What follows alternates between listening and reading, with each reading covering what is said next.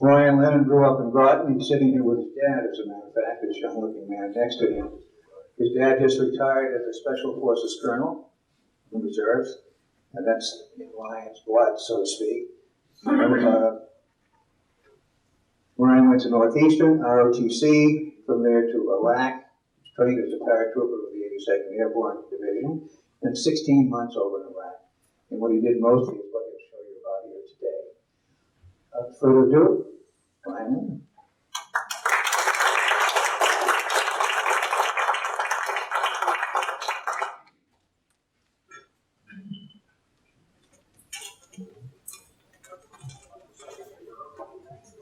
Hi, I'm Ed Turco. I just wanted to add something that Ryan's going to cover some of this in his presentation. These photos that you see over on the side here, my younger brother is been 22 years fighter pilot with the Navy, is now a scientist with the Navy. They are actually working to find and detonate IEDs, both Iraq and Afghanistan. So this is what some of this represents. Ryan pretty much picked on most of that. All right. Thanks for having me, everybody. My name is Ryan Lennon. I'm the Town Veteran Service Officer, and today's presentation is on IEDs in Iraq in 2006, 2007. That's mostly what I have a basis of knowledge about. There's clearly IEDs in Afghanistan, recent bombing at the Marathon, but really my focus is going to be on Iraq in 2006, 2007, because that's what I can speak about. So, like most military talk, there's a lot of acronyms I'll go through. I kind of just do it without even thinking. So if I say something you don't understand what it is, just throw your hand up, and I'll try and clarify for you if you have any questions throughout the presentation. Please, feel free to ask. So, just a quick agenda of what we'll talk about today. I'm just going to go over about Iraq's terrain orientation, what it kind of looks like there, because a lot of people I don't think have a good understanding of what it looks like. They just think it's a big desert, and while it may have a lot of desert, there's also some other terrain there. We'll go through the anatomy of an IED, okay, what the basic components and structure of one look like. IED is a term that you see widely in today's vernacular. I just want to clarify what it looks like, what we encountered in Iraq, and that'll give you a good idea of whenever you see that acronym, even in today's culture. So, and then the types of IEDs that we encountered in Iraq, the caches that the IEDs are made from, where they're getting the munitions and how they build the bombs, the emplacement of the IEDs in Iraq, and then IED countermeasures that the U.S. military currently employs to fight the threat. Okay, just a little bit of background on myself. I did a 15-month no-notice deployment to Iraq in 2006 through 2007. I was originally attached as a fire support officer because I was a field artillery officer to the 573 RISTA, which is a reconnaissance, surveillance, target acquisition team. That's part of the new 3rd Brigade combat team structure. So that was my original job there. I spent 6 months as an infantry maneuver platoon leader, leading a platoon of paratroopers around Iraq. I transitioned from first lieutenant to captain. I took a job as what's called a battle captain, where you run the daily operations within a battle space. And then after that, I went to, I was a planning officer, an assistant operations officer for lethal plans for battalion level operations. And I was a liaison for Joint Special Operations Command, Task Force 714, which is called Other Coalition Forces Iraq. It's U.S. Army Green Beret, Special Forces teams, Delta Force, Navy SEALs, and a few other different organizations. So just to orient you to what Iraq looks like, here's a map for Iraq. Our brigade, we operated in all over, mostly the Salah ad-Din province, Diyala province, and then northern Baghdad. Mostly I was in the Tikrit vicinity, which is Saddam's hometown. It's the seat of the Ba'athist regime.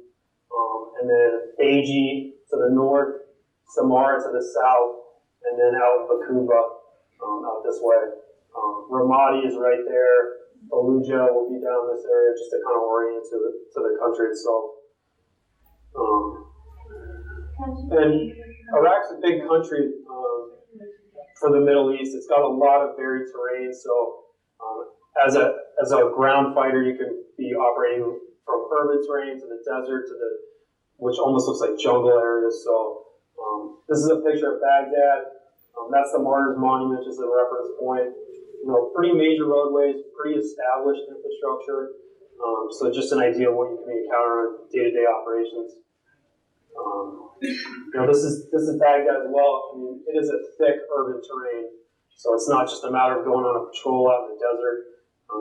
Could be tasked with clearing room to room, house to house, in multiple storage structures, depending on where the threat is.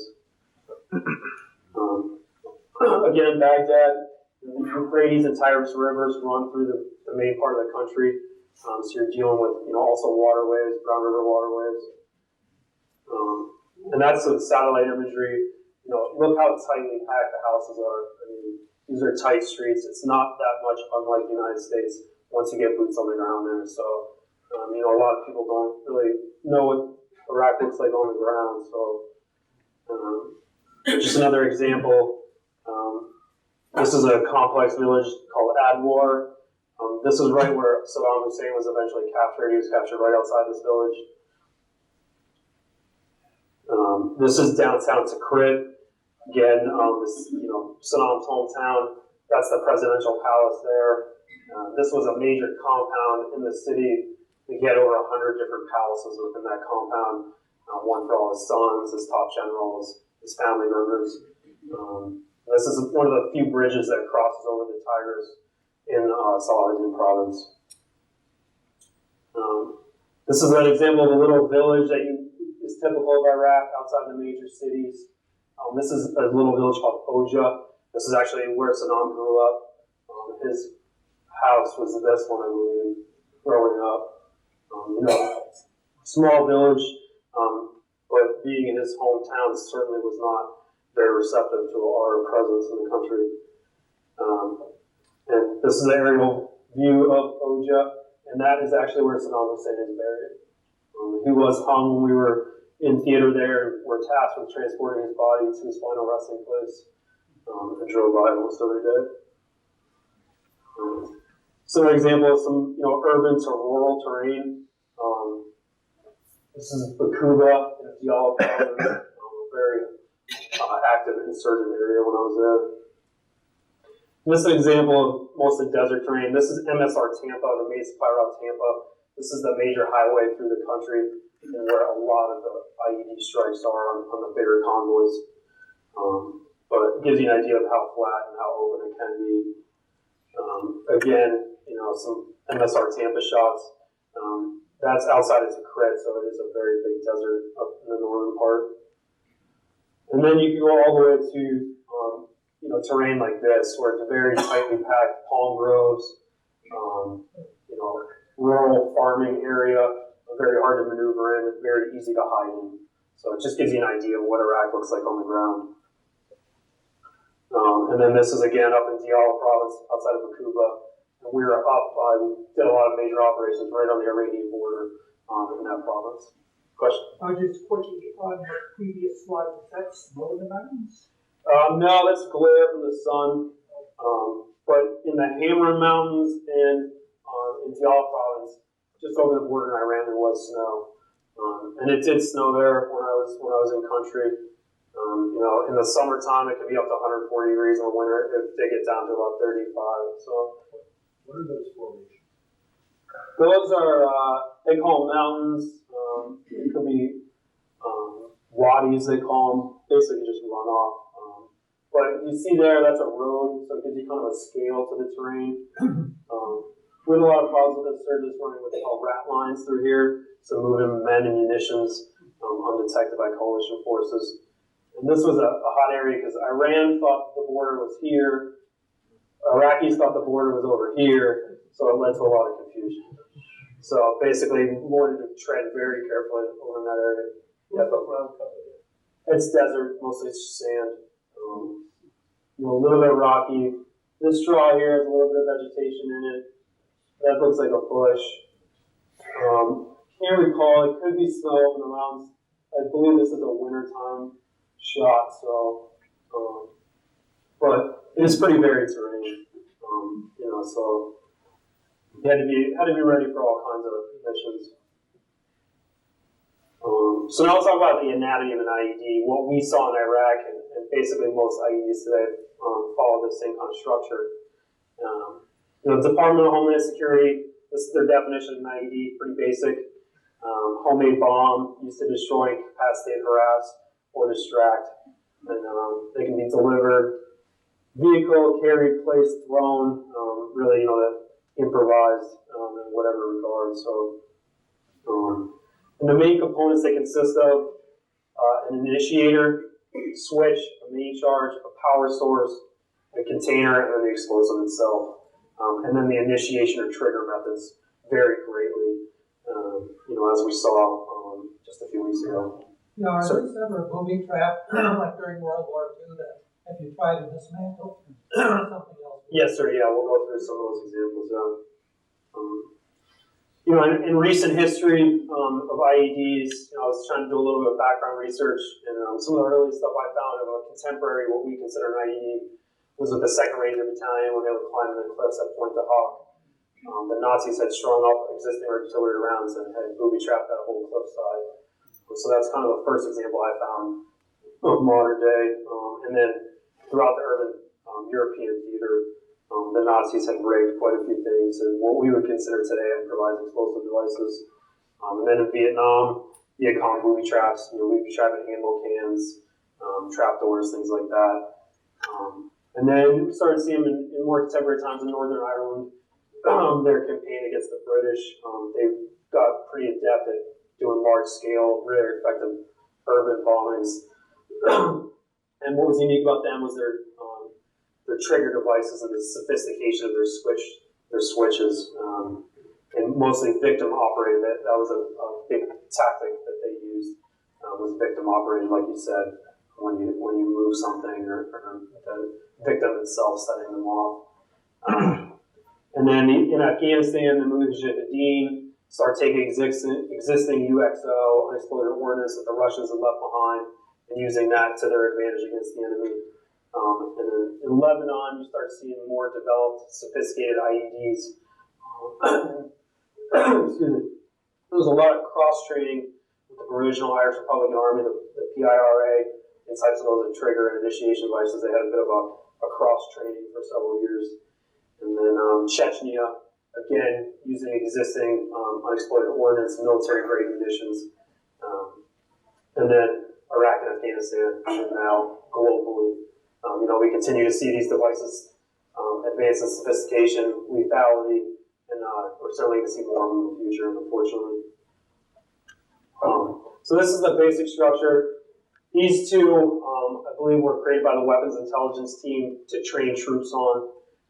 But as you can see, there's a blasting cap here in both of these.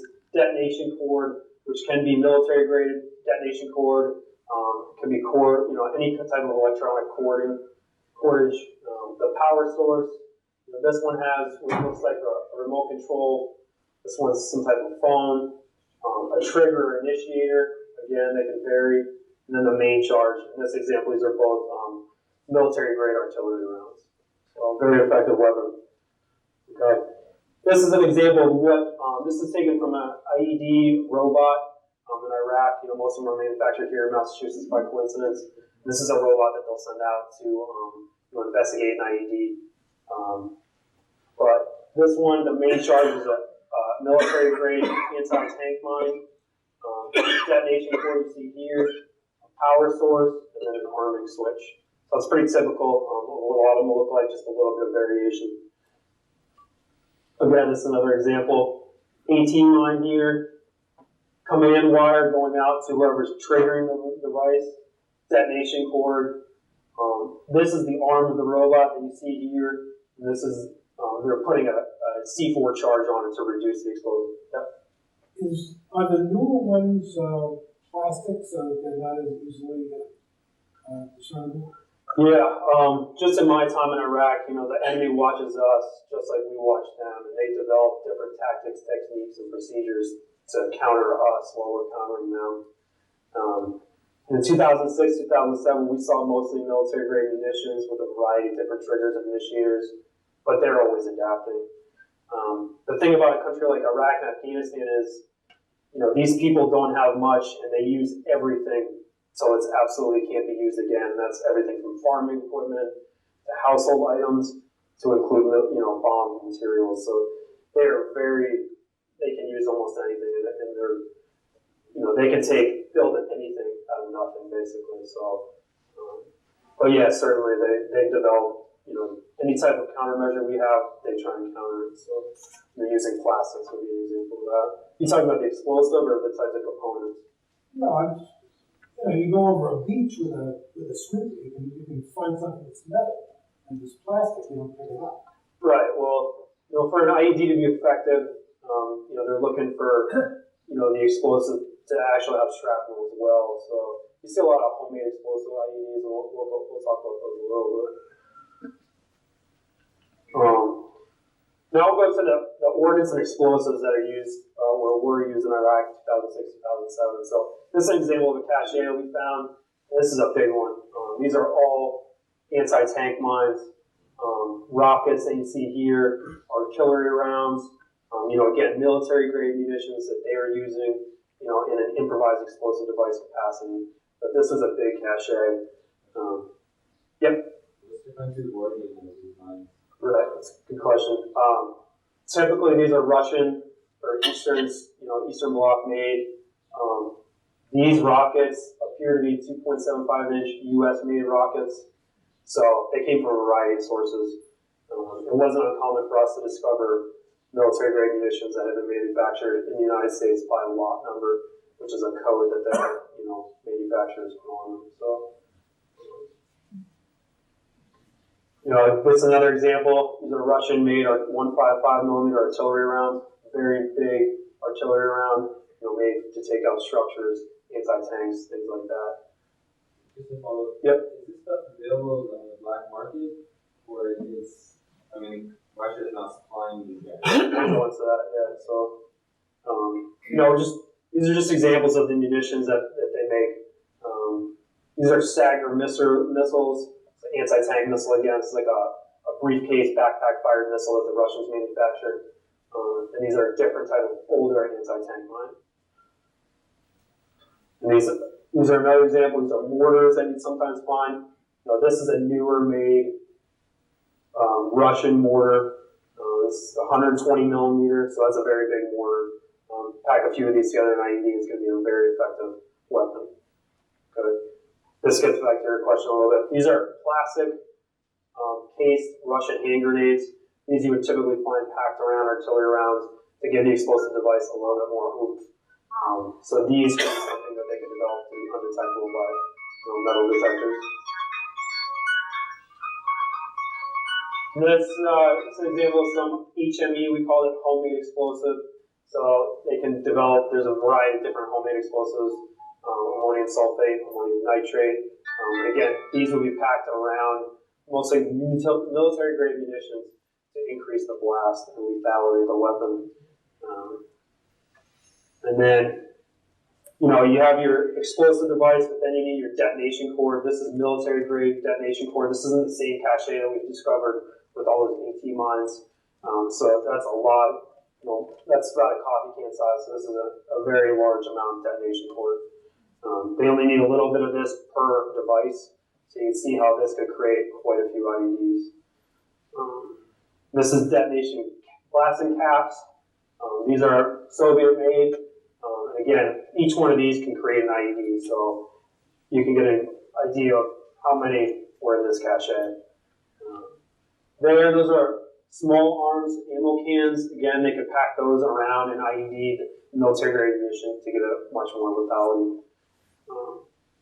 These are Russian-made hand grenade fuses. They could manipulate these to be incorporated into the trigger mechanism for an IED. So again, it takes their resourcefulness and being able to turn one thing into another. Iraqis are very adept at that. And then we get into initiation and trigger mechanisms. These come in a variety of different devices. So these are some circuit boards that were discovered in a cache. This is leads to a very sophisticated bomb maker manufacturing these types of circuit boards. So again, one for each IED. And this is an example of an arming switch. This is something we didn't really understand at first when we were there, but this is a washing machine timer. Okay, so what they would do is they would build the explosive, and then this device would be incorporated into it between the arming. This would be their arming switch, basically. So, so they wouldn't have to carry around a live IED. They could go out and place it. They'd flip the washing machine timer and be able to walk away from it before that allowed it to be triggered.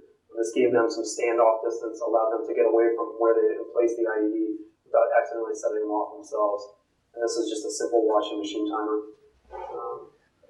This is another example of one. This is a pretty sophisticated one. This would have been the arming switch here, detonation cord, and a power source. Okay, so just to give you an idea of how sophisticated they can be. This is the types of IEDs that we encountered when we were there. There's a command wire operated IED. This is a function of them watching our tactics, techniques, and procedures, and figuring out that we had something in our vehicles that was either blocking their signal, disrupting their signal from like a cell phone or a long-range cordless telephone. This was nothing more than a piece of copper filament wire that they would attach to the blasting cap. They would run out into their home, into a structure, out into the desert. Typically, they'd have a motorcycle battery or some type of initiation source. Sometimes it was a broken computer, something that would complete the circuit. All they had to do was touch it to the motorcycle battery, and that would trigger the device. So it's a very hands-on. They can pace you out as you're driving down the road or entering a building, and all you got to do is touch that wire, and that would initiate the device. An example. This is the copper filament wire, pretty standard. You find it in any hardware store. This is a power source. And some type of battery was in here. All you had to do is touch the two connectors together, initiate an explosion. So very hard to defeat. You actually had to see that guy doing it. And they would string these wires out, as I'll show you in a video. They could string it out for hundreds of meters. So you never even see it coming. Okay, then you can have radio-operated IEDs. Triggered by any number of different mechanisms: car alarms, wireless doorbells, cell phones, pagers, a variety of different things. If it has a key fob, anything like that, they can develop that into an IED, and we saw that a lot. This is an example of a pretty sophisticated one. This is a Motorola Talk About radio. They come pre-programmed. You can encrypt these yourself. So very hard to defeat.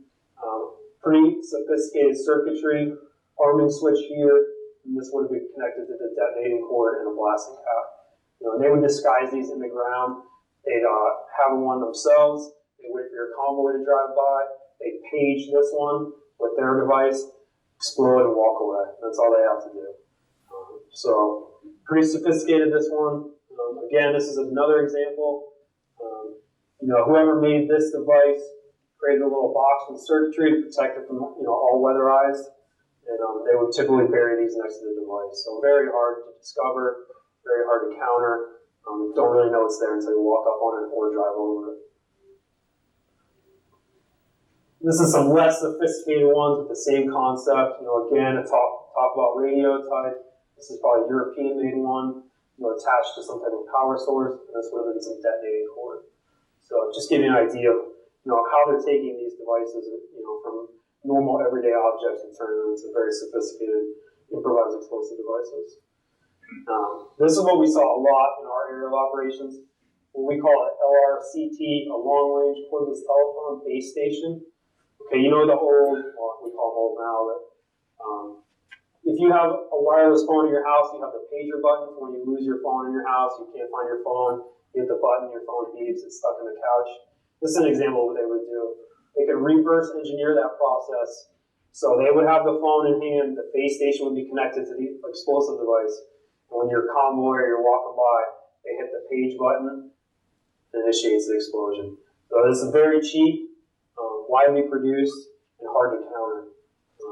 This is a cache we discovered, and this is a typical tools that a bomb maker would have.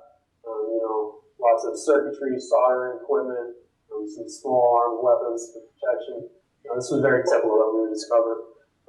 And that's, each one of those is a potential IED. So, question? How did you discover these caches? Was it normally intelligence from prisoners? Or? Yeah, we'll go into that at direct action missions. Intelligence drives operations. So, this is an example. We did a raid one night with the 101st Airborne. We were first taking over their area responsibilities. This was video shot from an Apache gunship. Typically, we go in to do a direct action mission. We have what we call squirters. We call them. So you can hit the objective, and guys start coming out of the woodwork, jumping out of windows, jumping in vehicles, and trying to escape the objective.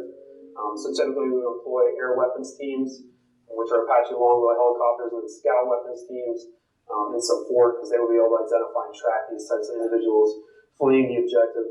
So this is an objective, an example of a vehicle escaping.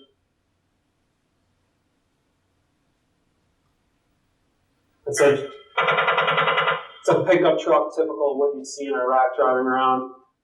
And this was what this individual was trying to flee the objective with. Again, just a treasure trove of IED making materials. Multiple Cineo base stations, lots of circuitry. Those are washing machine timers there. Power sources, soldering equipment. So he was trying to flee the objective, but we got him. We took a lot of IED components off the street. Yeah. Notice again some more examples of the remote control IEDs, base stations there, circuitry test kits, switches that they would break down, reverse engineer, and some Nokia cell phones that they could incorporate into a trigger mechanism. So lots of very different types of initiation devices. These are the standoff ones. Allows the insurgent standoff distance. From the convoy, from the patrol. They could all simply be watching out a window, hit the button and walk away. So, were these coordinated IEDs, or did guys just do it on their own, like guerrillas or patriots? We saw a very bit about it. We'll talk about IED cells and how they were formed. But this is just what the IEDs themselves look like. But again, you find all types of different initiation devices. This is a Telus phone, probably manufactured, black market in Europe, somehow engineered to be, a trigger mechanism. So again, whatever they can find and use, they'll use. This is a cell phone operated IEDs.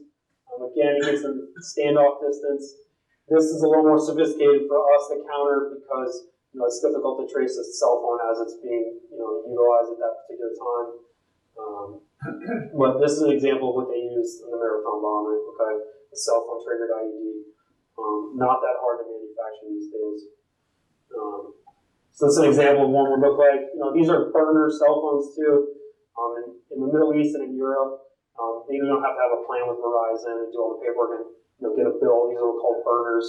You simply buy a phone, you can throw it away, change the SIM cards, okay, so it's very difficult to trace and track.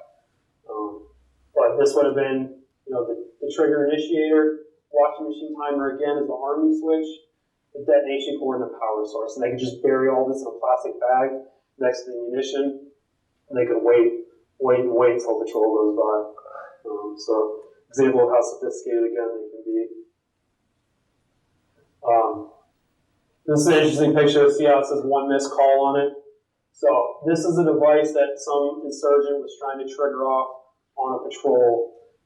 It probably was, the call didn't go through because the vehicle probably had some countermeasure devices on it, electronic jamming devices that we'll talk about.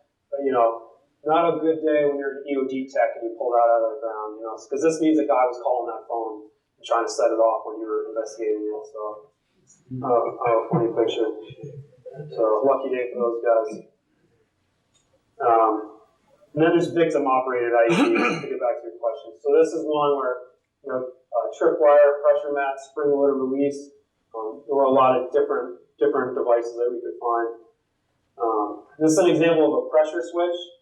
Okay, nothing more than two pieces of wood with a closed circuit device, and electrical tape. Okay, so what would happen here is there'd be a positive and negative charge on each side of this wooden slats. They could bury this just under the ground. You drive over it, step on it, depresses the pieces of wood, depresses this little spring here, creates, closes the circuit, triggers the device. So they could, everything from a cell phone to 2 pieces of wood and tape and some wires. Very hard to defeat, very hard to discover. This is one of the more basic ones we ever found, okay? This is a cigarette pack. All it was 2 razor blades taped up on the inside of the cigarette pack, positive and negative wires. You bury that just under the sand. You step on the cigarette pack, the 2 razor blades touch, connects the charge. Okay, yeah. And sometimes we find these, this must have been the same bomb maker, get some very effective ones in our area of operations using these. We even found ones that he had taped sandpaper to them to disguise them in the desert. Paper mache. They would put glue on top, sprinkle sand over it, bury it just under the surface of a known footpath, typically in our area, and would trigger a charge. So all you really need is a 155 shell, blasting cap, a foot of deck cord, some razor blades, and a cigarette pack. You got yourself an IED. Okay? So very hard to defeat. That's a close-up again. See, some razor blade touched. Very basic, electronic skills needed to create that device. This is another example of what we call a victim-operated IED. It's a pressure plate.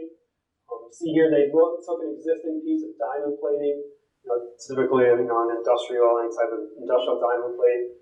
They created a pressure plate. This is the same idea. So you'd step on that and drive over it. That would trigger the charge.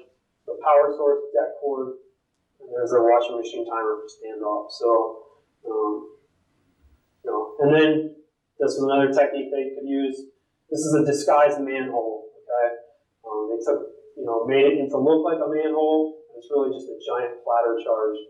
So this would have been in a roadway somewhere, targeting a patrol. Drive over it, and it's basically a large platter charge, a homemade anti-tank mine. So you really had to be on your toes driving around over there. This is a breakdown of what that platter charge can look like. It's designed for spalling. Spalling is a physical term for where there's an explosion and there's kinetic energy against typically a metal structure, and it creates what's called spalling. So it can peel part of that metal away, and that'll increase the lethality of the blast. So in most cases, would take armor from the existing vehicle and would turn that armor into an additional weapon against the occupants inside the vehicle. So this would have been designed to go up underneath the Humvee, directed on the vehicle, taking most of the explosion. See? For a pressure activated explosive, why would a timing device or a delay device be used? So they can arm it. They could set it in the ground without accidentally triggering it themselves. So they would place it, turn the washing machine timer, and it would give them 5 minutes, 10 minutes, whatever they set it at, to walk away from the ID. Once the washing machine timer would switch, then it's a live device. So it allowed them to stand off again. So typically you'd have a bomb maker, and then they would pay somebody to replace the IED.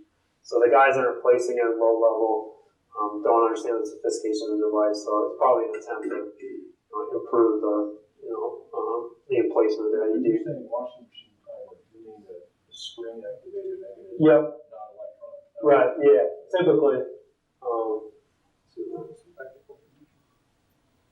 Yeah. So that's they would take it out of a washing machine or buy it aftermarket, and those little plastic spools there, I believe, you turn it, start the timer. Yeah.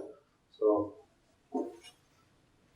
No, I should have preempted it. I'm not a EOT, explosive ordnance tech, by any means. Really, my experience with IEDs is finding them, discovering them, driving over them, talking to other soldiers about them, because the more you understand, the better chance you have of being able to counter them. So I don't have any formal training in explosive devices at all. It's just, learned it the hard way, I guess. So OJT. Yeah, OJT, that's right. This is an example of what we call passive infrared trigger mechanism, okay? This is, your garage door has a laser beam. It's a device, so if you're walking under the garage door and it's closing, it doesn't accidentally close on you. This is what they would reverse engineer. So it would shoot a laser beam across the roadway. When when the vehicle drives past that, it breaks the laser, triggers the device. Very hard to counter. Lots of standoff for them. It's a fire and forgive weapon for them, basically. And again, they can disguise them with rocks and stuff, so very hard to discover, especially at nighttime. Just an idea of how they can reverse engineer things. Example of an existing military-grade munition that was very effective for them against us. This is what's called an RKG-3 grenade. Okay, it's a Russian-made grenade, anti-tank grenade, and it's basically a shaped charge in a self-contained container. What would happen is the individual would throw this typically over top of a tank. A little parachute would deploy.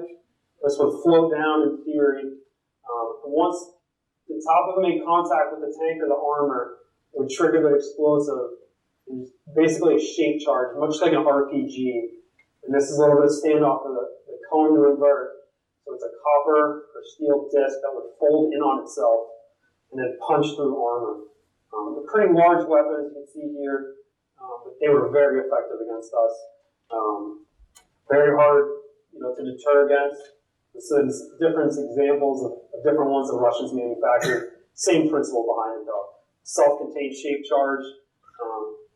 Very effective against up-armored Humvees, MRAPs, any of the other vehicles that coalition forces were driving around in. This is what's an after-action review of one of those attacks. Okay, so typically what happened was mounted patrol, in a tight urban area, just doing a vehicular patrol. They're coming down this road, and they would attack the last vehicle in the patrol. Usually multiple guys would throw one of these grenades at the last vehicle, and then just walk away. And very effective at punching through armor. You can see here, this is some battle, blast damage assessment.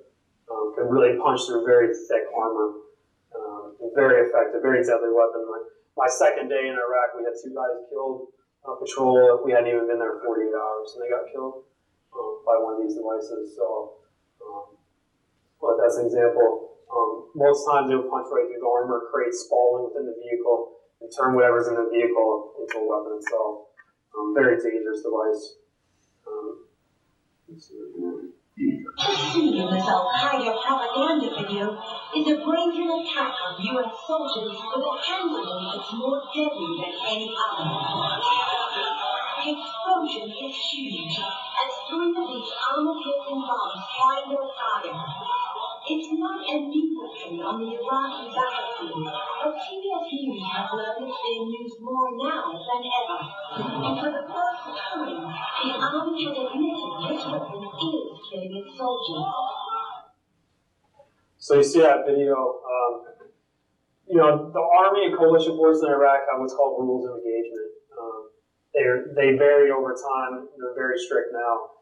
And now what that means is you have to positively identify an enemy combatant trying to attack you or coalition forces to engage them.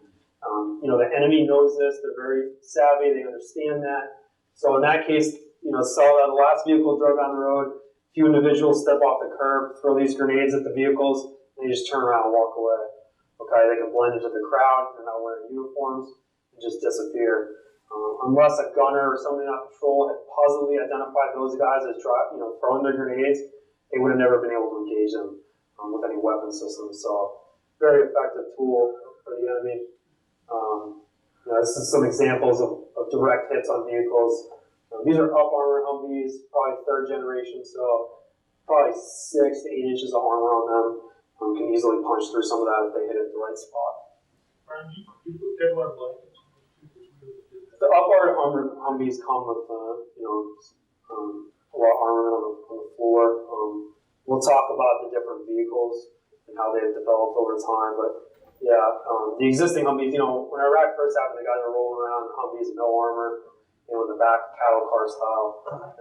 As the enemy started developing IEDs more and more, they started using Kevlar blankets, any type of aftermarket armor they were throwing on there. I'm sure you've seen the pictures and stuff just slapped on the vehicles. When I was there, they were into the level 4 armor, so it was pretty good armor. But now they have MRAPs, which is a military or mine-resistant vehicle. The thing about Humvees is they're flat bottom. So if you run over an IED and it's a direct hit underneath the vehicle, it's going to do major damage. The MRAPs have like a V-shaped hull to deflect a lot of that blast, so it saves a lot of service members just in that design. But following up on the RKG-3 grenade, it's a self-contained shape charge. Okay, so the enemy started developing what we call EFPs, or energetically formed penetrators, projectiles, basically shape charges. They use this principle called the Monroe effect.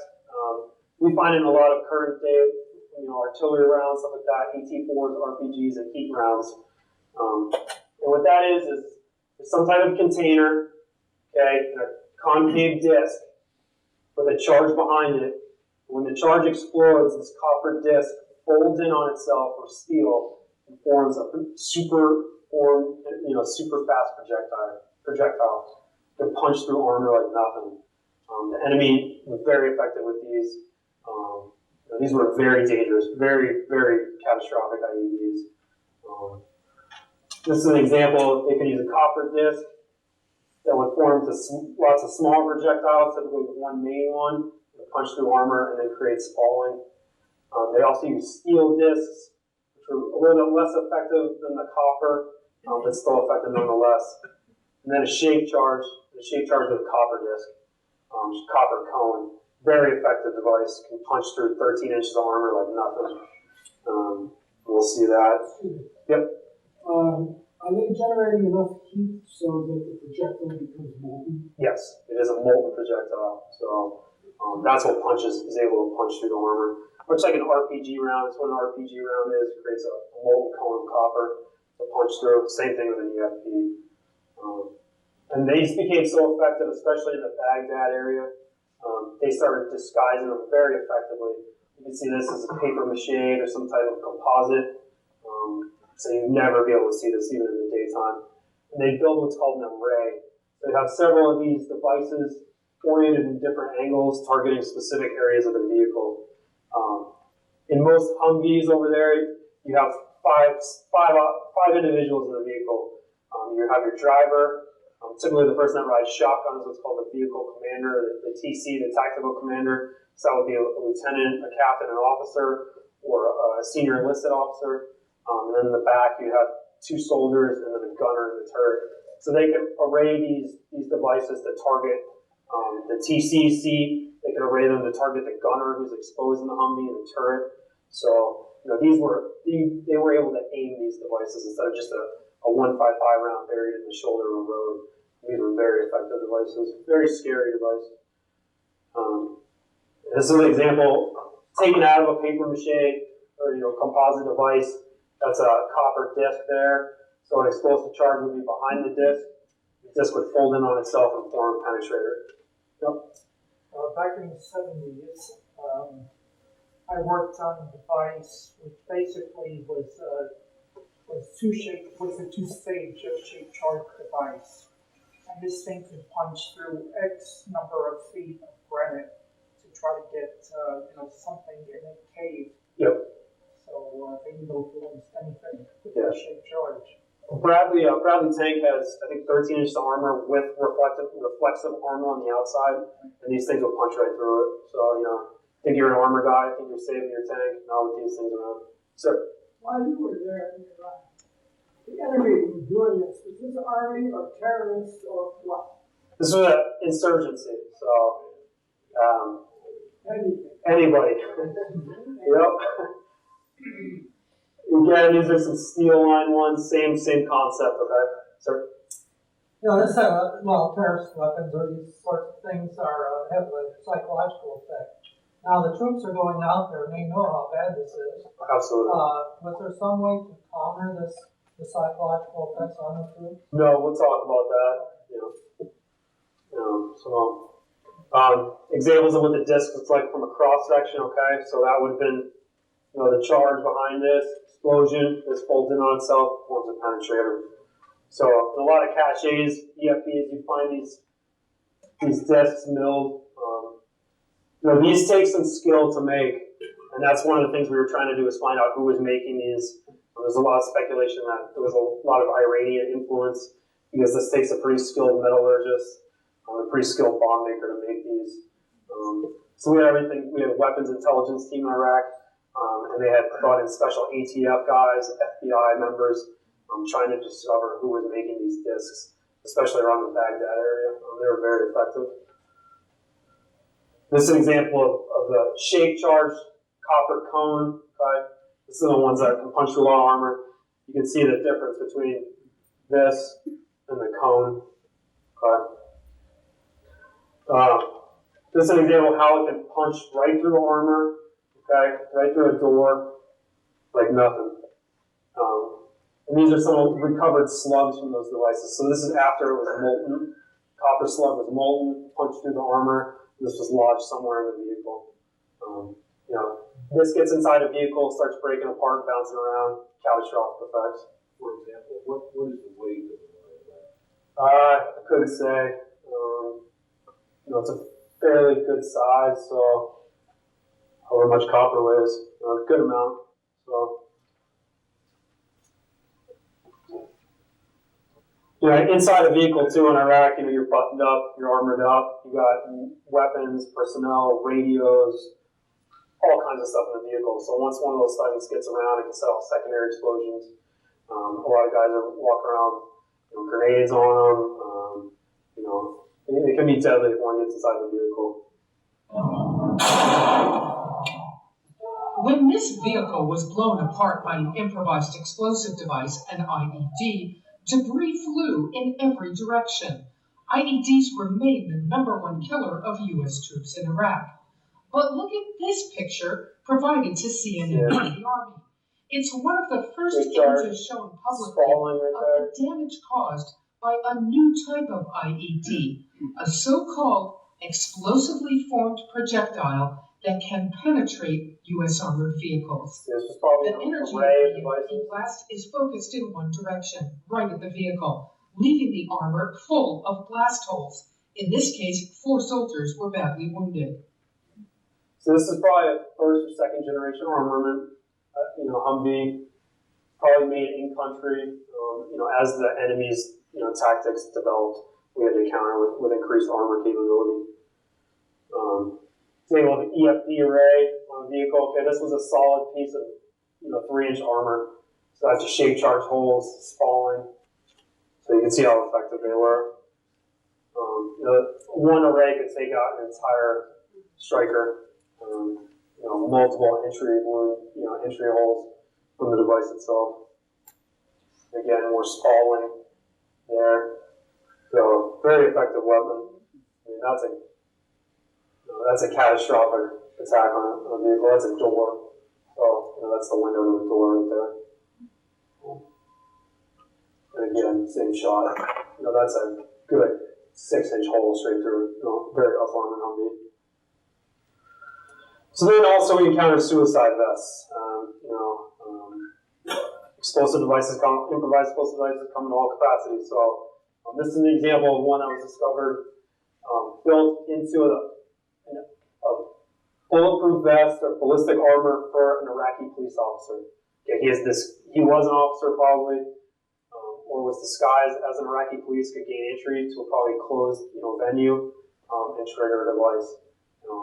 Very smart design, totally innocuous. Everybody wears them over there, just part of the landscape at that point. Okay. This is an X-ray view of it. A very sophisticated trigger mechanism, safe and arm switch, detonation cord, electric blasting caps. These are all nails that were embedded into the device to increase the lethality. This is an EOD tech cutting into the device after they had rendered it safe. Again, there you can see all those nails. This is an HME, or probably military-grade munitions taken out of like an artillery round and redeveloped into a suicide vest. As you can see, it's packed in, all its nails, and some small arms munitions, okay, to add to the effect. Det cord there. And again, just some more images of it. So, very effective. And this is a modified grenade fuse. Okay, so this individual, all I had to do was hold it, pull that pin, release the spring. Okay. Then we have vehicle-borne IEDs, VBIEDs we call them. An example of a VBIED factory that was discovered. Okay, very effective tool to drivable weapon, a very large-scale explosive device. This is what this vehicle looked like post-production. Okay, just looks like any normal truck out in the Iraqi landscape. You know, there's thousands of these out there. All right, this one, they had to rig the trigger mechanism to the shifting gear. Okay, so you wouldn't raise any suspicion. The guy's driving, parking it, whatever. All you do is flip the switch, explodes the device. Deck cord running from the existing battery in the vehicle, so there didn't need to be any aftermarket power source. All right, and this one, they had put, these are all giant EFPs. Okay, those are 55-gallon drums loaded with HME. And they had engineered the side of it, homemade explosive. They had arc welded the side of this truck that compromised the structural integrity of it. So when these things did blow, the truck bed wouldn't absorb some of that blast and would allow it to exit the vehicle. So pretty smart design. Giant EFPs right here, packed with HME, and then these would have been loaded in the truck. So, VBIEDs are a very destructive device. Okay, this is at a coalition forces entry point. All right, pay special attention to this vehicle. Not creating any standoff between the last vehicle. All right, trying to sneak right in behind this guy. Getting questioned by this coalition soldier here. Something went wrong. He knew he wasn't going to gain access, so he detonated. These things are mobile. They can be driven anywhere. Again, same type of technique. Just trying to sneak in behind this vehicle to an entry point. Probably figured out, got nervous, realized he wasn't going to gain entry, exploded the device to create maximum, capacity. So, how effective are these? Very effective. When I was in Iraq, one of our Task Force 300, we lost 9 soldiers in one attack. It was a complex VBIED attack. These guys, they were on a combat outpost. The insurgents had figured out the weakness in their outpost, had driven one VBIED up to their outside retaining wall, their first line of defense, had reduced that wall, and then a second one came in right behind it and exploded the building that these guys were in. All 9 guys died. It was the worst attack of the 82nd Airborne experience since Vietnam in a single attack.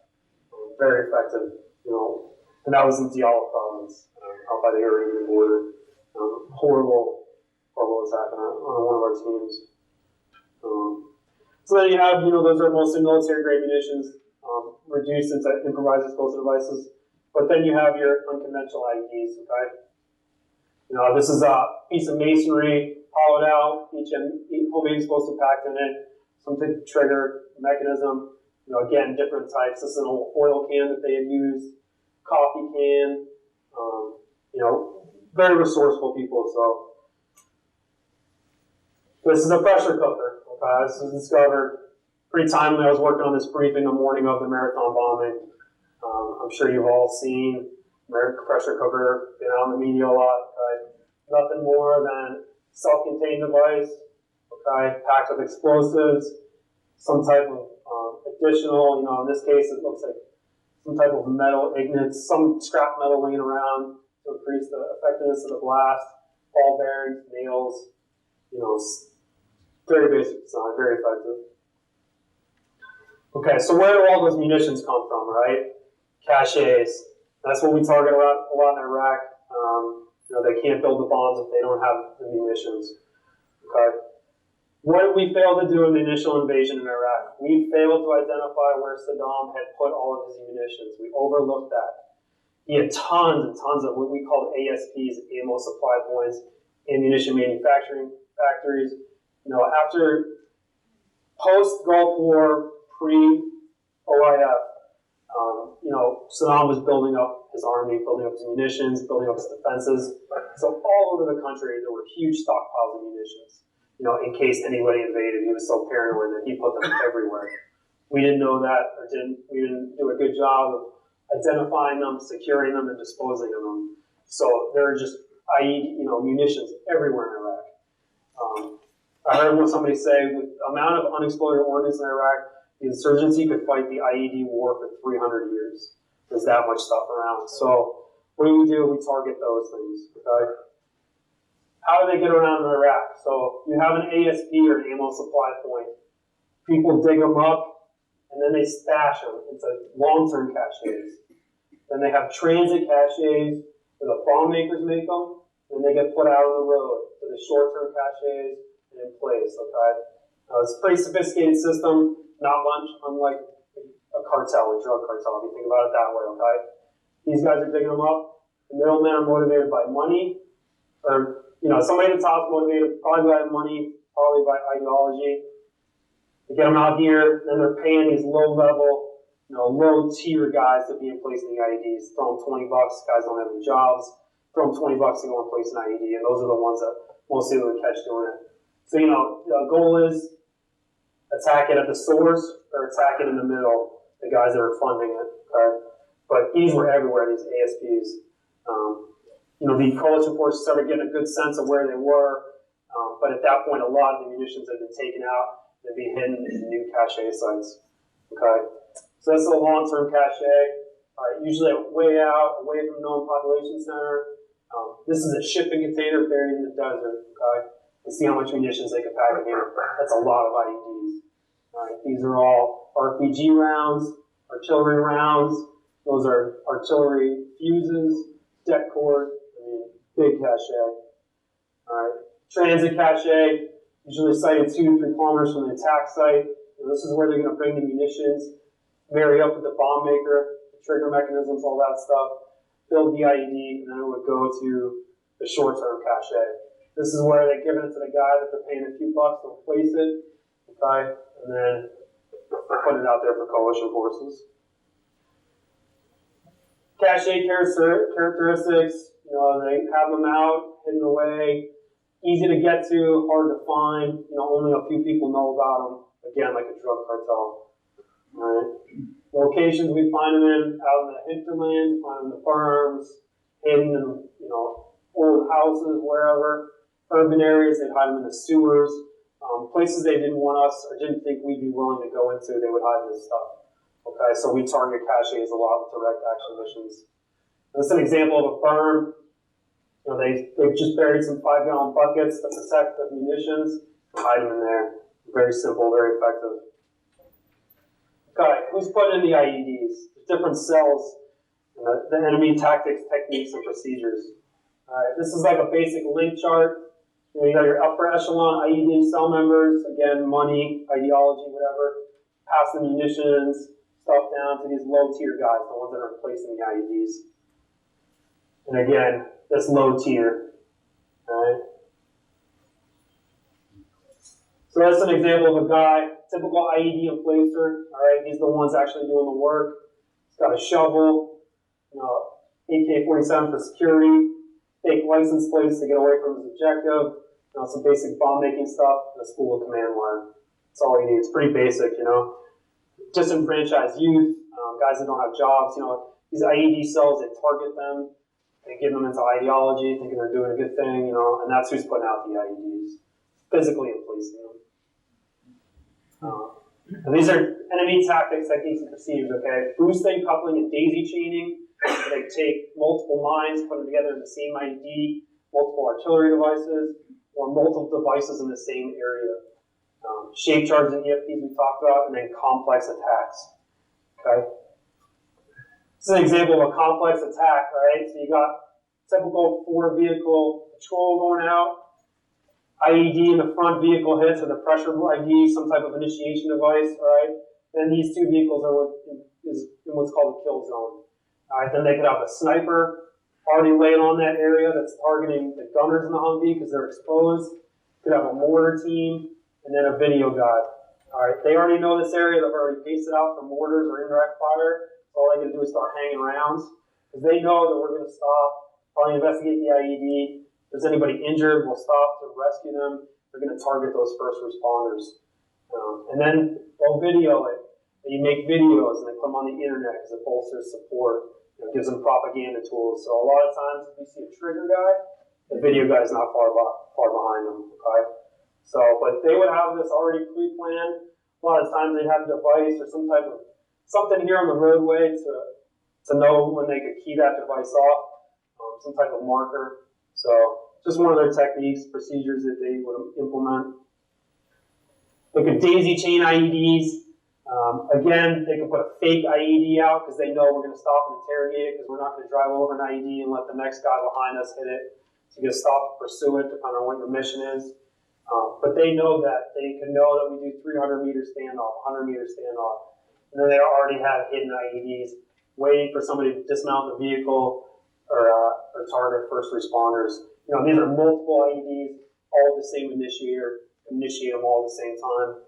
It wasn't that unheard of to have a catastrophic IED, and they would know where the helo was going to land for the medevac, and have daisy chain IEDs there. They would orient you to those areas because they're shaping their battlefield.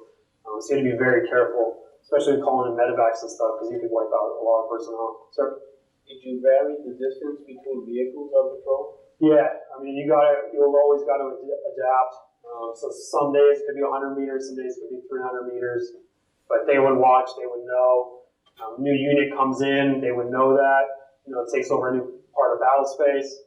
They would fall into old routines, complacency. So you got to be very careful. Just because you hit one IED and made it through it, more times than likely there's another one right behind it, a more effective one, somewhere, some other area that's going to be more IEDs. So some techniques that they used. Now this is a artillery round with cement around it, probably built into a curb. Very hard to spot. Very effective. Okay. Fixed structure IEDs. All right, these are nothing more than a few artillery rounds rigged up. Sometimes they would give us false intelligence, have us go do a raid on a location, a house somewhere, already rigged up to explode. So you have to be very careful of where you were getting your intelligence, how you were developing it, make sure you weren't walking into an ambush. We lost 2 soldiers one day from a fixed structure IED. It was that exact scenario. They developed intelligence. It was false intelligence. They lured them to a location, triggered an IED when they opened the door. Victim-operated IED. This is an example of culvert IED. So much like anywhere there's culverts under the roadways, they exploit those areas. It's already a hole dug for them, so they can just lay an IED underneath it.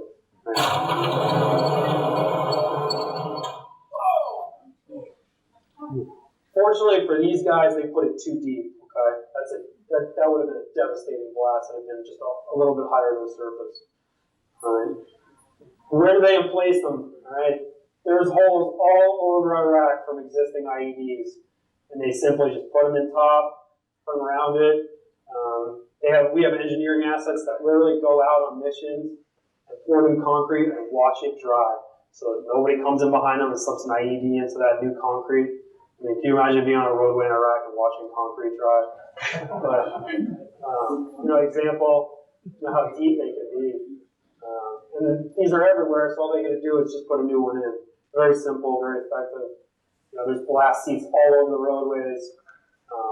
This is a whole spool of command wire was taken. In a lot of these locations, this would have a network of command wire stringing out all the way into the desert, hundreds of meters into villages. They could just tap off the device. So, yeah, in Vietnam, I was in a transportation outfit, and nothing moved at night.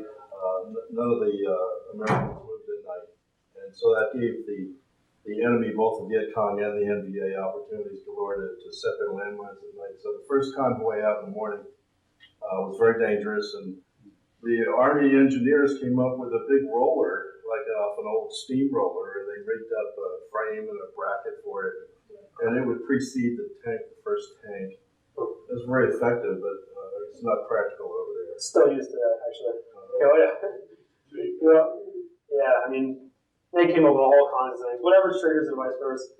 Fortunately, we own the night over there, but you can't be everywhere at once, so, they could just simply drive up, and we'll see a video, I'll show you, just driving up, takes about 30 seconds to place an IED and walk away. That's all it takes.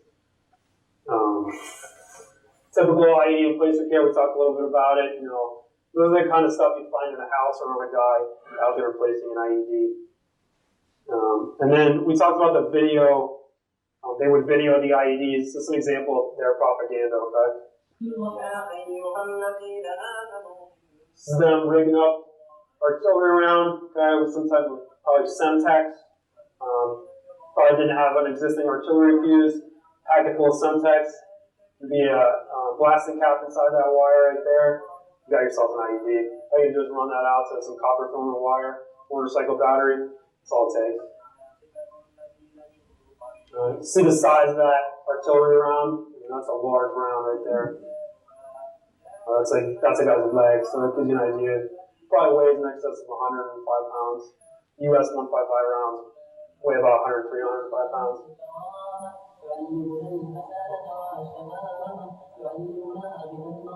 So then they just wave video us, and they put this on the internet. Let's see, so he's probably using that bush right there, so he knows when to fire it off.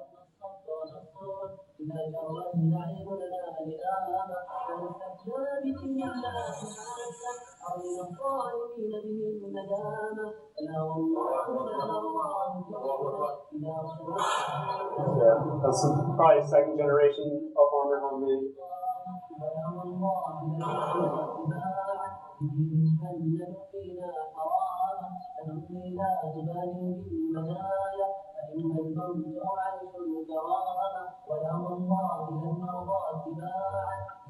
Pay special attention to that right there. Hey Ryan, you get the feeling sort of catching up to these bastards or maybe catching ahead of them? No. I mean, you know, it's a hybrid cutoff. You know, take out one IED in place, or there's just going to be another guy behind them. You know, that's why we targeted the upper echelon of the cells, and trying to go after them and, you know, cut it off at the source. But like I said, 300 years IED war. You know, they could potentially fight it. So what do IEDs do? All right. Saw some of the effects from the insurgents videos. This is some video from some inside of Humvees. This is coalition guys. I went into some coarse language in this, but probably what most of us would be saying about a roadside bomb goes off underneath your feet, you know, so.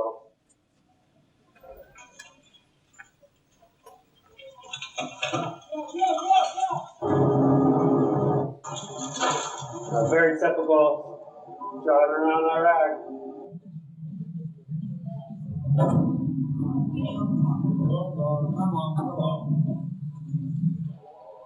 It's that same video again. That's outside of Fiji on the MSR, or Hershey bypass, it's called.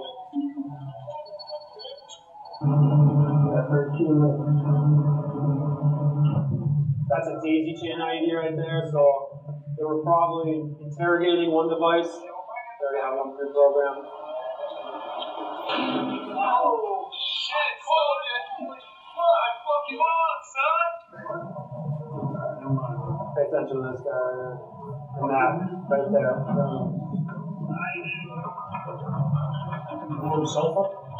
He was just a bystander. What? He's up somehow.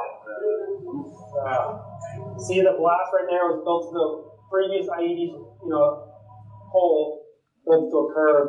He was probably safe as it deflected out. See, they're in the kill zone right now, so they want to push through it. They want to make sure there's no other secondary devices. And that's the thing, just push through the kill zone. That's what they teach you. See these guys? Stop them. Finish right there.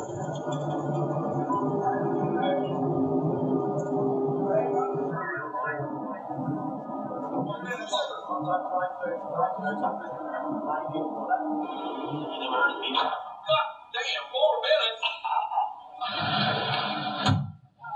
Shit. So, pretty typical, just driving around Iraq on missions. Sir? This presentation, for the first time, really shows me how in the world everybody gets a traumatic stress disorder. Yeah. Well, we'll talk a little bit about that. This there's a frag 4 kit in a Humvee. So, now these doors weigh 400 pounds each. When you get inside one of these vehicles, it's like you shut yourself to your own tube. It literally sounds like, and it's a very heavy door, very thick armor. but that's a direct hit, probably with the RKG-3 grenade. These were safe, but they have structural weaknesses right there. If any of that's falling, any of those slugs made it through the door jam there, bad day. So, the MRAP, I mean, I can understand the V-shaped bottom deflecting the explosive, but what about the concussive effects? right, still can't counter it, yeah.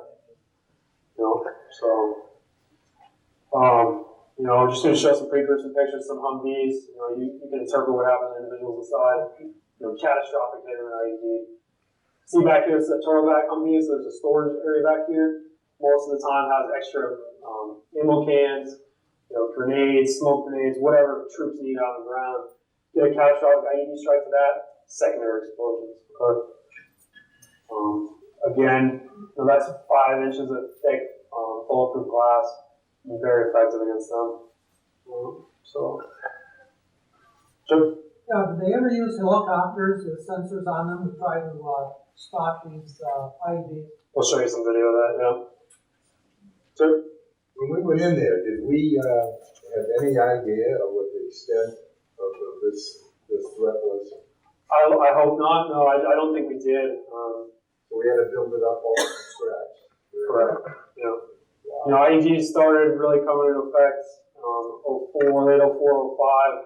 They're very sophisticated today. It took a little bit longer in Afghanistan, but they're very effective in Afghanistan now because they're learning from this stuff. They can get on the internet. They're learning these techniques, what works, what doesn't work, what works against the armor, what doesn't work against our countermeasure devices. So, a very adept enemy. Did you use sniffer dogs and how effective were they? Yeah, we'll talk. Yeah, those are an enabler. This is an IED right here. Or this was a Humvee. Okay, that's the axle. That's the turret. This is a catastrophic attack. This was more than likely 1, 2, or 3 anti-tank lines stacked on top of each other. Because you can see it was a direct hit on the bottom. Just totally destroyed the vehicle. What would an MRAP look like in that explosion? It would have been a little bit better, but there's a picture on the table over here about a catastrophic attack on our MRAP, and they are better. I believe the individuals were okay in there. Well, saved from loss of limb, but devastating on the vehicle. This one was probably hit right between the front and rear axle and the engine right here. These guys got lucky, right? Probably initiated the device just a hair too soon. But you can see how big that explosion was. Right, what kind of vehicle is that? I think that's either an MRAP or it's either a JERV, probably an engineer's vehicle. It's tough to tell looking at the front of it. You see this device here, the gyro cam, it can extend up to look around 360, so it allows the operator not to have to get out of the vehicle. Multiple lights on the vehicle, it's all enablers. We'll talk a little bit about some of that stuff. Secondary explosions in the Humvee, fire in the Humvee, just devastating. And over there a lot too, there's a lot of private contractors. A lot of the Iraqi army rolls around no armored vehicles. You get hit in a Toyota Tacoma or a Hilux Tacoma over there, and bad day again. So the effects of the IEDs, not just on the vehicles and stuff. So now you know where PTSD comes from, more, increased in these conflicts more than ever. Because why? The hypervigilance of surroundings, okay? A sniper on the battlefield is a very effective enemy tool. It's, the anxiety that's created with it, it creates a lot of stress. Hypervigilance, driving around, every foot you drive on, every spot you step on could be a rigged explosion. And that's why it increases that hypervigilance. That's why you're seeing that increase in post-traumatic stress disorder. And then TBI, traumatic brain injury. That's why, because if you're in one of these up-armored Humvees in a vehicle, catastrophic attack underneath, while you may be okay, on the outside, it's, the hidden wounds. That's why they're doing so many studies with, this brain injury stuff, because if you're in one of those vehicles and take a direct hit, it's going to do you a lot of damage in your head from bouncing around. And then the physical wounds, loss of limbs and devastating physical injuries from explosions. There isn't really a good number out there how many people have lost limbs and other horrific, injuries from IEDs. It's just terrible because, you know, they're military, most of the time, military grade munitions used on personnel, which they were never designed to do, but very effective device. Okay. So how do we counter them? Most obvious is patrolling. Okay? An example of typical patrol schedule, they would create these where the known IED strikes were found, discovered, effective. This was a tool other patrols you could use to counter the patrol, counter the times of the patrol, the areas of the patrol, just mix it up a little bit so they weren't developing a pattern. Route clearance. This is engineering assets, okay? This is a typical engineering team. These would roll out on the highways and roadways at nighttime looking for IEDs, IED hunters. Crazy job, huh? So, you know, this is some of their different vehicles. They would go out, clear the road, but then what do the bad guys do? They wait for them to go by, come in behind them, new IED. So it's a constant evolving threat. This is a typical route clearance formation. Several different types of vehicles. They have a lot of different ones came over just in the short time I was there. You know, new tools. Each one of them. These circles here on the vehicles, and the reference Duke is an electronic jamming countermeasure device. They went through lots of iterations of different things. You know, one knocked out another one, so you couldn't be near this vehicle and that vehicle, and a lot of different iterations. They're constantly evolving. That's what Ed mentioned his brother works on.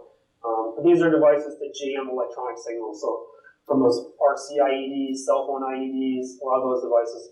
But what it doesn't do is the command wire, pressure plate can't ever really, you know, defeat those unless you see them, basically. Yeah, the big problem with some of those too is they take out your radio. So Yeah. when you've got your camera on, you can't talk. Right. It's no perfect solution, you know. Yeah, taking out your own radios, your own comms. So it's a give and take. You know, so this is route clearance would come up, discover an IED, send a security vehicle up, send an investigative vehicle to it. This has a big arm that can dig on it, pull security, try and reduce the IED. Lots of times if they did discover an IED, they'd send out a robot, attach its charge to it, reduce the IED in place, secure the area. So, again, some of the vehicles they use. Some of their neighbors, okay, they have big blowers on the vehicle. They can blow away the debris around the IED to get a better idea of the investigate it more. Air scan we talked about, and then scout and air weapons teams for security. And different types of robots. You know, a lot of them are made here locally at iRobot. This can drive up, drop the charge. You know, some of them are more expensive than others. Some of them have more capabilities than others. Enhanced lighting on the vehicles to see. And then a lot of different future mods, different types of armament, stuff like that. Okay, this is an example of one of those vehicles investigating a possible IED, security vehicle in the front. This is slat armor that's used for anti-RPGs. Idea being RPG detonator hits this first before it makes contact with the vehicle itself. Or you can do this guy. So when all those measures fail, put on the suit, you go out and investigate. I only saw this done a handful of times. Would not want to be that guy. All right, a lot of incredible respect for the EOD teams that go out and do this stuff. That's the explosive ordnance disposal teams. These guys. Yeah. So now we get into the counter IED technology, like Ed's brother works on. Examples of ICE equipment. So that's IED countermeasure equipment. You know, low power radio frequency to block the device initiators, but again, you're taking out your own comms. Some vehicles can't go near the other ones. So they're working on new technology. One's to go out and target specific parts of the IEDs themselves, like the initiators, the trigger devices. And this is an example of what some of those look like. Okay, like you mentioned, minesweeper goes out, hits the mine first. All right, not very maneuverable though. You know, all kinds of different devices. Right? Yep. On the previous page, you talked about sending out a beam to blow them up at a distance. Mm-hmm. Would that also disrupt your own devices? More than likely, yes. Yeah. So they're working on this constant evolving thing. You know, but again, you can never defeat against that command wire with a motorcycle battery. You know, unless you target the blasting cap, which I think some of them are trying to do now. So you see this futuristic looking device. These ones designed send electromagnetic pulses through the ground, render the device safe. So it's a constantly evolving technology. That's an MRAP right there. You can't really see it from this angle with a V-shaped hull. Very increased armor, so individual turret. The circle here is a dupe system, so that's a piece of ice equipment. This was the latest generation when I was there. Pretty effective in reducing IEDs, at least the initiation of them. So, all right. So then, what else can we do? Terrain denial. Okay. Air weapons teams. This is probably the greatest job in Iraq because it's like flying a video game around. 2 teams of Apache Longbows out there supporting ground units and looking for IED emplacers. Okay.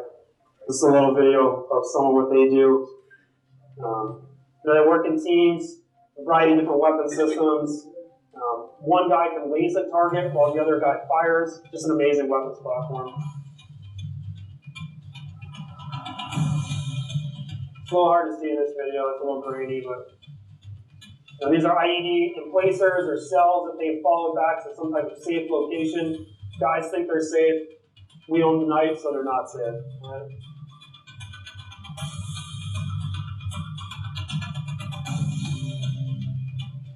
And these little guys fleeing into a house, probably. Again, fleeing into some type of fixed structure. After these are emplacers right here, probably running away from the location.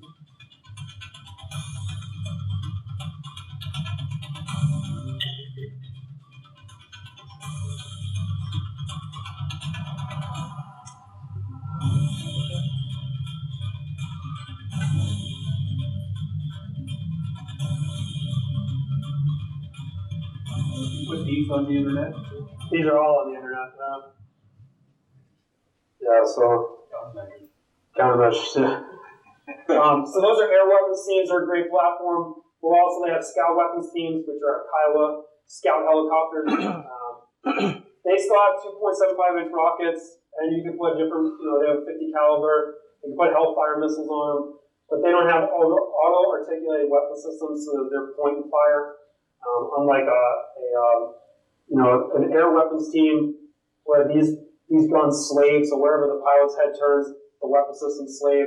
They can fire on angles, they can fire, maneuver away, bullets still go downrange to the target. But the scout weapons teams are still effective nonetheless.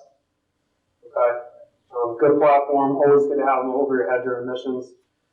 Then we also have what's over there is called air scans, a fixed-wing aircraft that flies typically at 15,000 or so feet. Bad guys never know they're there. These are civil contractors.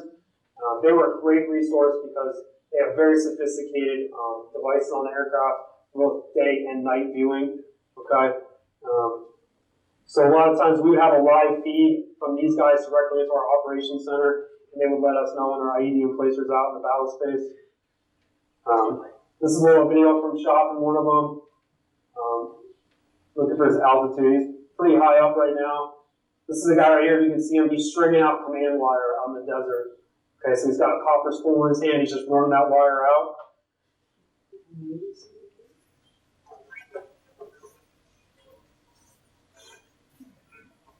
Okay, then he goes back to his truck. He links up with his buddy on the main highway. Probably have some type of dialogue. The wire's all set. They're good to go. All right, and these trucks you see everywhere. This is what most people drive in Iraq. Okay, so then they swap out. Guy who laid the wire falls back. These guys advance.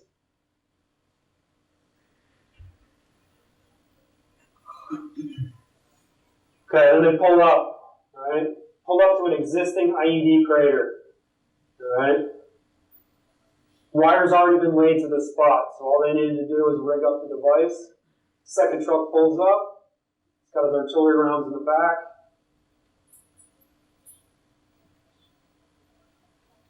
Pull mounts, he's grabbing the wire right there to fuse it up. Probably already have the device rigged with the blasting cap, some Semtex or the existing fuse.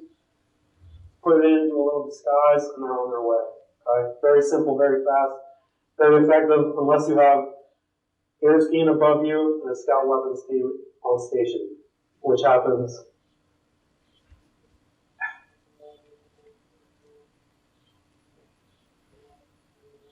when you start realizing you're being tracked. Okay, he's trying to flee the objective. Scott Webb's team, we got him on station right now.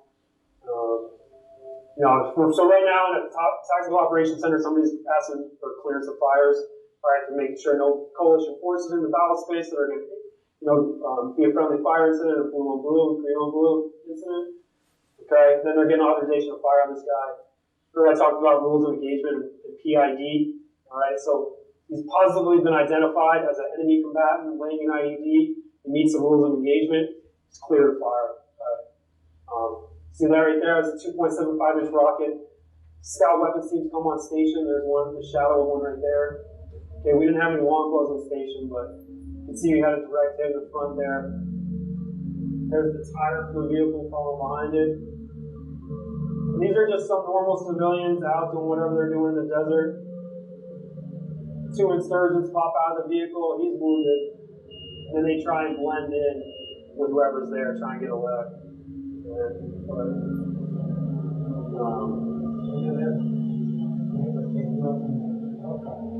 Well, the helicopters only follow pilot, co-pilot. They don't have that capability, unfortunately. So this was the fastest response that we can get to them.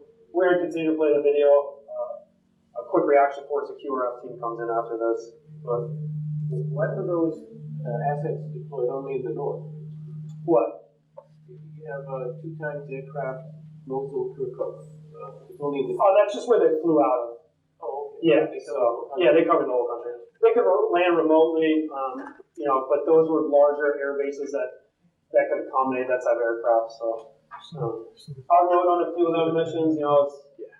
It's just basically sitting there for several hours, just going around circle, but very effective tool. And their optics on the aircraft are very effective. So it's great to be able to have them watching daytime and night. They can cover a lot larger area than a scout or air weapons team.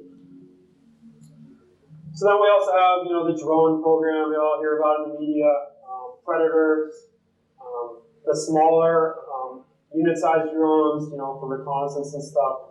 So that's an ever-evolving countermeasure that we're working on. What we found very effective in our area operations, what we call small kill teams, SKTs, hunter-killer teams, where we would identify a known IED hotspot.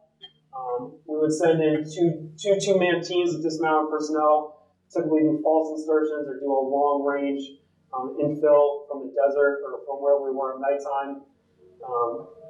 Create hide spots, so we disguise ourselves at nighttime, typically dig in, create a sniper and firing hole, and then we overwatch a known IED hotspot area.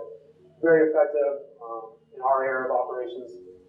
It is a long, grueling mission to do, but when you get behind a good, Baron sniper rifle, it makes it all worth it. But it's an effective countermeasure.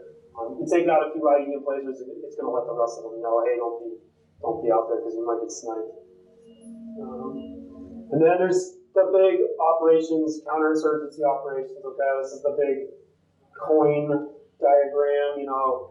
Befriend the people.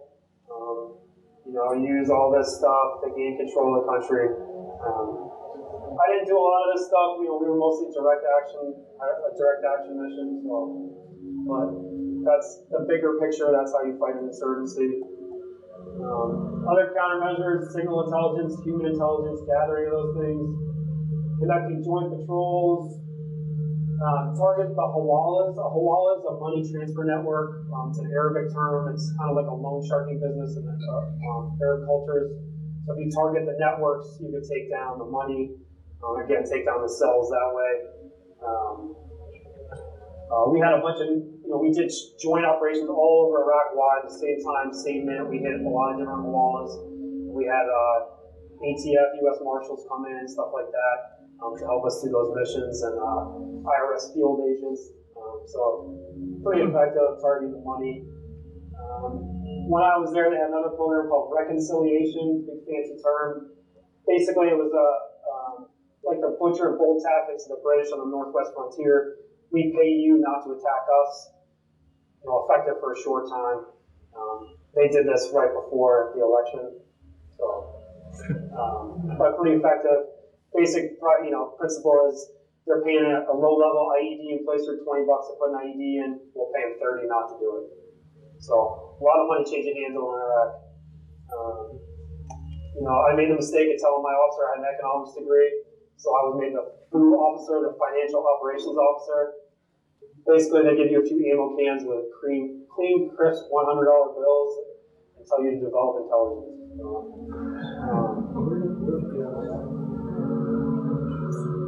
Your tax dollars. The CIA. On the Hawalas. It's an ancient tradition that Arab cultures have, the Hawalas. So it could come from out of the country. It could come from a variety of sources. Fuel, the U.S., black market, construction firms, basically cartels.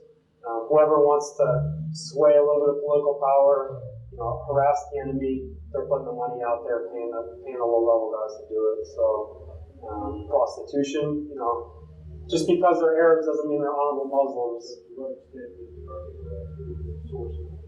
We did a lot of operations going after the money. We call them Mala Hawala operations, so we target the Hawalas. But, typically when you hit an IED cell, high-level guy, you'd find hundreds of thousands of dollars in American currency hidden in his house. So, very usual, to find that. So, where are they getting it? From the U.S., from outside sources, who knows? So, they had billions of dollars also. That Saddam had, unless they devalued it, which I don't think they did. That money's all over. Correct. So, I don't know the full extent of how Hawalas work. It's a very complex system of loan sharking. So then mostly the most direct way to target IED cells is direct action and kinetic operations. So this is doing night raids, doing hits, going after the guys themselves. This is the targeting cycle that we use: find, fix, finish, exploit, and analyze. All right, so you understand the enemy, you find them, capture or kill them, get the intelligence from that, analyze the intelligence, do it all over again. Okay. So this is like a typical link chart of an IED cell. This would have been a target package that we would have put together, going after some guy, some upper echelon IED cell leader. Okay. Develop a target package to where his house is, some basic information on him, and then we do raids. A lot of this video is OCFI, so it's going to be U.S. Special Operations teams, Dev Crew, which is like SEAL Team 6, U.S. Army Rangers, Air Force Special Operations personnel. So these are guys stacking on an objective, fast roping onto the roof of an objective. Some of these missions we incorporate Iraqi Special Operations Forces into it. Try and give a Iraqi face to the operation. We call it the Death Blossom because they get out of the vehicle and just start shooting everywhere, so we be a little careful with them. We own the night, so a lot of these are night missions. Okay? Get the enemy when they're sleeping, after you develop the intelligence.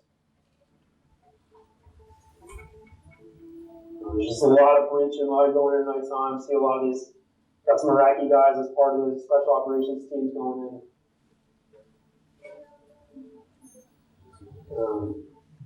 Typical stack teams breaching with a shotgun there.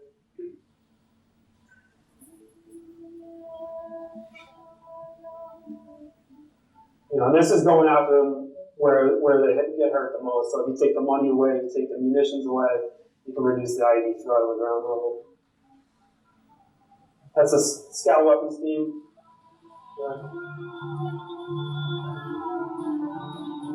This is in Samara at the mosque. When they bombed it. He's throwing flashbang grenades in there before they go in for a breach.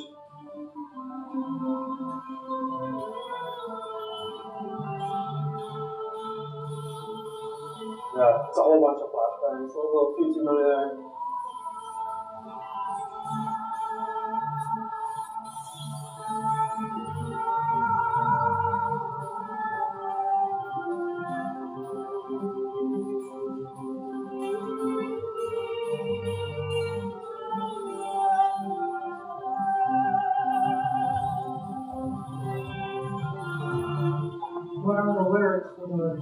I didn't put it on here. I don't know what it is. It's our propaganda, yeah. What's the impact of going into a mosque? It's mostly from Fifth Special Forces Group made this video, so they were in our area of operations when I was there. It's a minigun. It's a great weapon system. Yeah, the insurgents attacked the mosque first, so play for us. We did that first. This is laced on a target with, can't see it, obviously, it was a Spectre DC-130 gunship overhead. Great weapon system. Always want one of those overhead. That's the 20 millimeter Yeah. They have a 105 howitzer. Yeah, they also have a 105 howitzer. They can put up, Yeah. you can put an artillery round in a trash can from way up high, so very effective tool. We use them a lot for corralling fire, so if you hit an objective, you start getting squirters out one of the sides. They start launching the bolters down and corralling back to you, or neutralizing place. But those are just, that's direct action. So what do you do when you go on an objective? We call it sensitive site exploitation. And this is where you get that intelligence. If anybody's seen the new movie Zero Dark 30, when they go into Obama's house and they're gathering all his computers and stuff up, that's SSC, we call it. That's gathering intelligence, deciphering the intelligence to drive operations. All right, so operations drives intelligence. It's that targeting cycle over and over and over again. And eventually, to try, just reduce the threat. But you get all the intelligence you can, and this is when it comes into being, a real cop on the battlefield, something that not many soldiers were originally trained to do, but, you learn the hard way. And then, you bring in neighbors on the objectives. So THT were sources that would develop human intelligence, search dogs to find caches, stuff like that. Interpreters, you always have interpreters, with you. EOD, explosive ordnance disposal teams, weapons intelligence teams, and SEC, which is again, they do like biometrics and stuff like that. And then females, bringing them in to search, because we weren't allowed to search females on the objective. So we bring in coalition females to search for them, because they would know that they would hide stuff on the women because they knew that we couldn't get it. We'd be going in looking for thumb drives, SIM cards, laptop hard drives, all those kinds of things that we can develop into future operations. We got really good at the targeting cycle. It wasn't uncommon to do 10 hits a night with special operations teams. You hit one objective, operations leads to another objective, just continues. So pretty effective system, but it's always going to be more bad guys out there. So then you develop all this stuff, to drive intelligence operations. Have somebody smart out there, and then some guys, down hard and pull the triggers, kick the doors in, and have everybody on the objective understand the common operating picture. Knowing how to do a search, where to search, how to catalog the information, allow the intelligence personnel to do what they do best.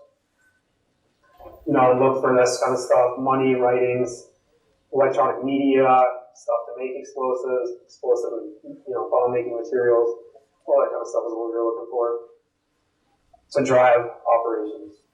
So, this is an example after objectives were hit, and these were, insurgents that were found. These are all circuit boards for IEDs, so this was a pretty good, hitting some skill set.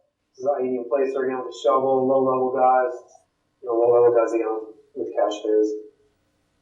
So again, because the operations drive the intelligence. That's about all I have. Sorry, I burned through the last part, so going on a little bit, but.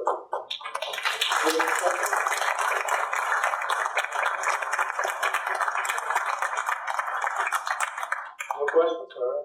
Very, very well done, Ryan. Thank you. I can't imagine going over there for 3 or 4 tours after that.